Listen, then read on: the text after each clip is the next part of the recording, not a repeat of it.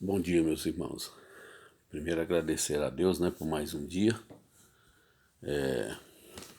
por mais, por mais uma noite abençoada, uma noite de bênçãos que Ele tem nos proporcionado, tem nos dado. E quero dizer para vocês o seguinte: eu estou aqui hoje para falar um pouco do meu testemunho. Testemunho esse que eu acho muito importante, até porque através desse testemunho a gente, graças a Deus, tem conseguido buscar muitas pessoas para Jesus, né? E eu fico muito grato a Deus por isso. Então, o começo é um pouco difícil, mas eu era muito criança, né? Na verdade, eu era bebê, porque foi quando a minha mãe me abandonou com 2 meses de vida e deixou a gente numa cidadezinha do interior do Vale do Jequitinhonha, né, no interior, cidade por nome Jacinto, perto de Almenara. Muitas pessoas acho que até conhecem, que é um dos lugares mais pobres do Brasil. E deixou a gente lá, né? Me deixou, na verdade, eu e um irmão, mas o meu irmão era um pouco mais velho, aí um tio meu pegou ele, que era mais velho, e trouxe para São Paulo. Como eu era bebê, ninguém quis pegar, né, até o momento, né? Aí a situação foi ficando um pouco complicada, porque eu não tinha o que comer, não tinha nada, minha avó era muito de deixar lá na calçada quente, não dava muito moral e tal, e colocava lá e pronto, e saía, e não sabia a hora de chegar, e eu ficava lá. Até que uma família resolveu me pegar, para me criar, né? Aí me levaram, eu tava com 2 meses e pouco, acho que não tinha nem 3 meses ainda, que a minha mãe contava, né? O que meus irmãos contam, meus irmãos adotivos. E eles me criaram até os 14. Mas quando eu cheguei lá na casa deles, eu estava é, muito desnutrido, não comia, não, assim, a minha avó às vezes dava caldo de cabeça de porco, cozinhava a cabeça do porco, dava aquele caldo pra gente. E criança, bebê não pode tomar essas coisas. E eu fui e acabei que fui passando muito mal com isso. Aí os meus irmãos trabalhavam nas fazendas, trouxeram leite de gado, né, de vaca, e me deram. E eu desmaiei. Então eles acharam que eu estava morto, me velaram a noite toda, né? Porque eu não aguentei o leite. E me velaram a noite toda. E o dia quase amanhecendo, um dos meus irmãos adotivos, estava perto do caixão, viu eu mexer com a perninha, sabe? Ele e um vizinho da gente lá, viu eu mexer com a perninha. Aí chamou a minha mãe e falou para correr comigo no farmacêutico, que a gente não tinha lá no hospital na cidade na época. Era um farmacêutico que atendia a gente, seu Joel, e correu pro farmacêutico. Chegou lá e ele foi que ele falou que eu não tava, mas que eu não, se eu não arrumasse leite materno, eu não ia aguentar também. Ele dava no máximo uma semana para mim. Minha mãe voltou comigo, né? Doente, todo daquele jeito ali, né? E ela acabou encontrando a minha mãe de leite, que é a minha mãe roxa, que também faleceu há 3 anos atrás, em Belo Horizonte. E a minha mãe roxa foi e ficou comigo uns 6 meses, aí me amamentando. E foi quando eu comecei a andar, comecei a desenvolver, a arrastar, e depois com 1 ano e pouco comecei a andar. E, e aí foi toda aquela situação que difícil foi, passou, né? Mas a mais difícil que eu acho foi quando eu saí de Sete Lagoas, que a gente foi embora para Sete Lagoas, perto de Belo Horizonte, né? Foi quando eu saí de Sete Lagoas com 14 anos para o mundo, né? Na verdade, o meu destino era Brasília ou São Paulo. Eu peguei a BR-040, que é que passa lá em BH, que é que vai para o Rio de Janeiro, vai em Brasília e tudo. E eu fui, peguei a BR-040 e vim para Brasília. Quando eu cheguei em Brasília, eu não conseguia arrumar emprego, eu tinha 14 anos, ia fazer 15 anos, não tinha 15 anos ainda completo.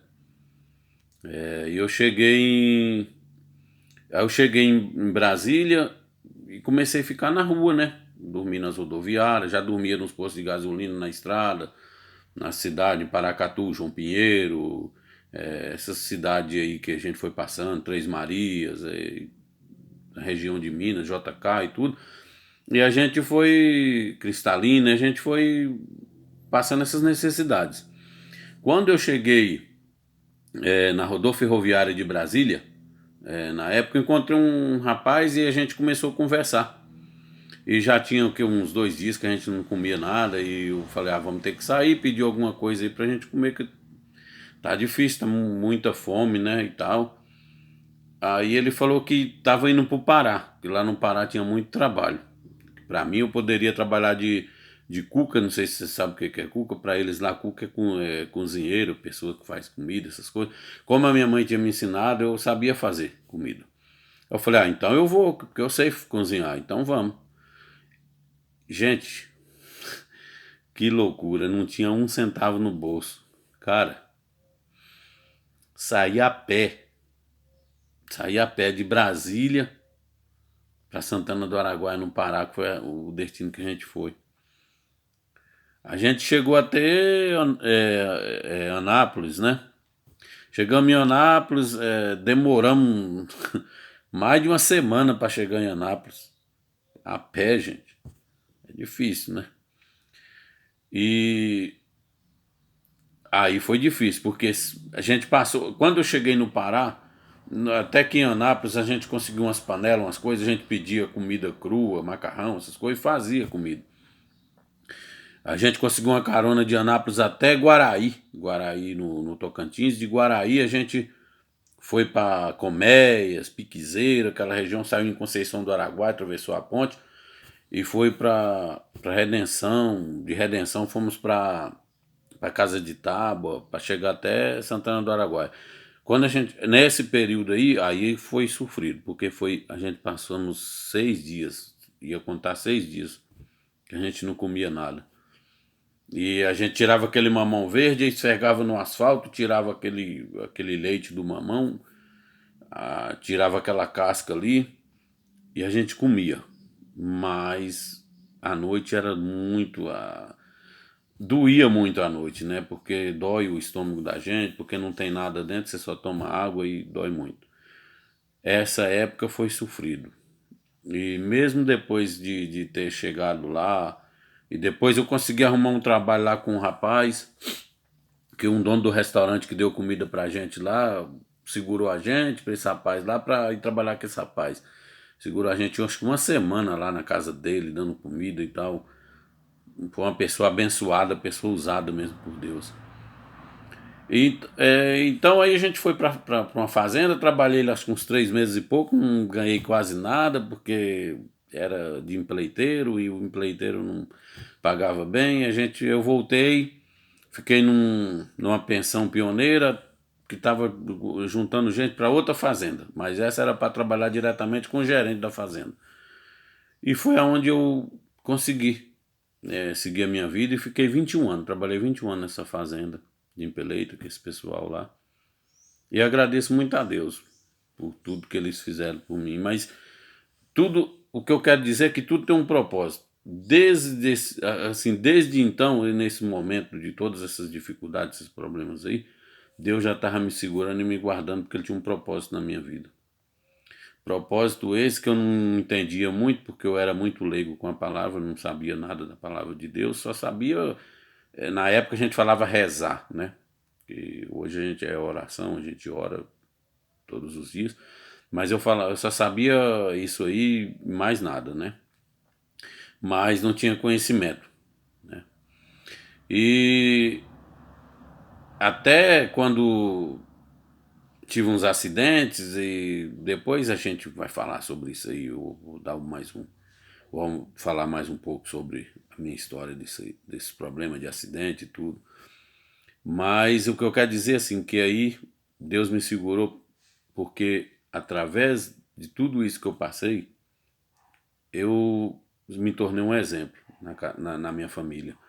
E através desse meu testemunho, graças a Deus, a gente tem trazido tanto a minha família para os pés do Senhor, porque assim, minhas irmãs que gostavam de espiritismo, candomblé, essas coisas, os sobrinhos hoje são tudo evangélico. Isso me deixa muito, mas muito orgulhoso. Então, eu só tenho que agradecer e dizer que a vida ela é complicada, ela às vezes tem situações difíceis e eu não uso isso aí para ficar triste ou para dizer que eu passei e sofri. Eu uso isso aí para dizer o seguinte, que Deus, quando Deus tem um propósito na sua vida, não adianta. Não tem nada que vai impedir, porque você vai ser honrado. Então, é só isso. Hoje que eu tenho conhecimento, um versículo que eu, uns versículos que eu guardo muito é Mateus 11:28, né? Que diz, vinde a mim todos que estáis cansados e oprimidos, e eu vos aliviarei. Tomai sobre vós o meu jugo e aprendei de mim, porque sou manso e humilde de coração, e acharás descanso para a vossa alma. Porque o meu jugo é suave e o meu fardo é leve. O que eu vejo nisso aí é que Deus não dá fardo que nós não possamos suportar. Você pode bambear, pode ficar, mas você suporta, porque Deus só dá aquilo que você suporta. E tudo isso é melhora na sua vida, futuramente, gente. Então, é só isso aí por enquanto. Depois a gente vai falar mais, porque senão eu vou tomar muito tempo. E dizer que eu quero cada dia mais orações por mim, pela minha família, pelo nosso país, pela nossa cidade, né? Principalmente. Esse ano, agora esse ano político, né? Essa pandemia, tudo que está acontecendo, que nós possamos estar orando, gente, e dizer que Deus é misericordioso e que Deus está sempre conosco. Muito obrigado por tudo. Espero que vocês ouçam e compartilhem. Deus abençoe a vida de cada um de vocês.